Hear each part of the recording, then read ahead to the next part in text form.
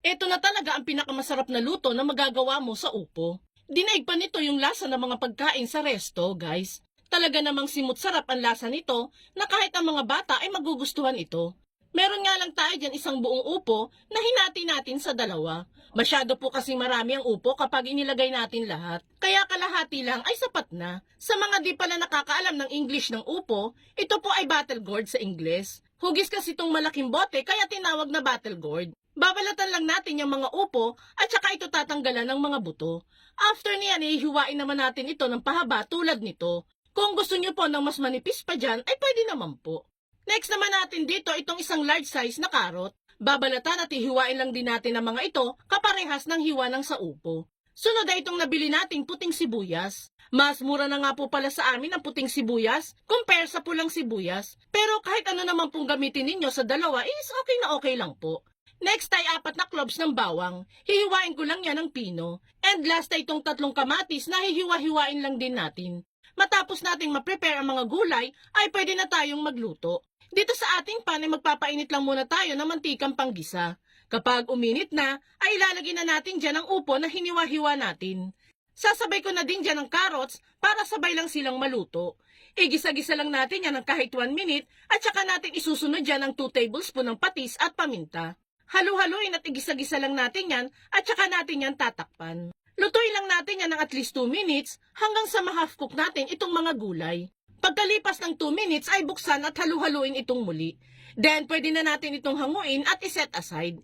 Sa same pan na ginamit natin sa pagisa ay ilalagay naman natin dyan ang 3/4 kilo nitong baboy. Pa-strips lang din po ang hiwa natin dyan sa baboy at pumili lang ako dyan ng may konti-konting taba. Lulutuin lang din natin ang baboy hanggang sa magtubig at magmantika na ito. Ang goal naman natin sa baboy ay maprito natin ito sa sarili nitong mantika hanggang sa maging brown na ang mga ito. Salamat po at nakaabot ka sa part ng video nating ito. Ibig sabihin po niyan ay nagkaka-interes ka sa niluluto nating ulam today. Kung sakali pong magugustuhan mo itong niluluto nating upo recipe, pwede po bang pusuan mo naman ang video natin? At mag-iwan ka na din po ng comment na, "This is the best upo recipe." Maraming salamat po! Makikita ninyo dito guys na nag-brown na at naluluto na itong mga baboy dito. Kapag ganyan na po ay i-off na natin ang apoy at pwede na po natin itong hanguin at iset aside. Dito sa same pan na ginamit natin ay iniwan muna natin yung mantika ng baboy. At this point po ay buksan na natin muli ang apoy at igigisa na natin dyan ang puting sibuyas. Igisa-gisa lang natin yan hanggang sa bahagya na mag-translucent ang sibuyas. Then saka natin isasama sa pagigisa ang bawang. Igisa lang natin yan hanggang sa lumabas na ang aroma nito. Then isunod na natin dyan ang hiniwa-hiwa nating kamatis. Igisa-gisa lang natin yan saglit at isusunod ko na din dyan ang isang pirasong pork cubes at kaunting tubig. Kung gusto nyo po ng masabaw na ulam, pwede nyo naman pong damihan ng tubig. Pero kung gusto nyo naman po ng masosi na ulam, kontian nyo na lamang po ang tubig. Habang ginigisa natin ito, ay siya naman pong durog ng kamatis natin. Ito po kasi ang magpapalapot at magiging sauce na din ng ating lulutuin. Kapag kumukulo na itong niluluto, ay ilalagay na natin dyan yung prinito nating baboy.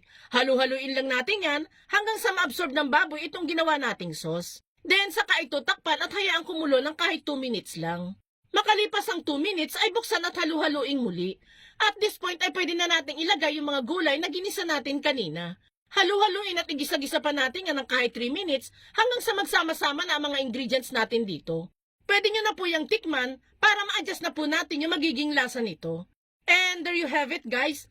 Ready to serve na itong pangmalakasan at legit na super sarap na luto sa upo. Tag mo na din ang mga friends and loved ones ninyo at subukan nyo na din gumawa nito. Salamat lagi sa panonood! Bye!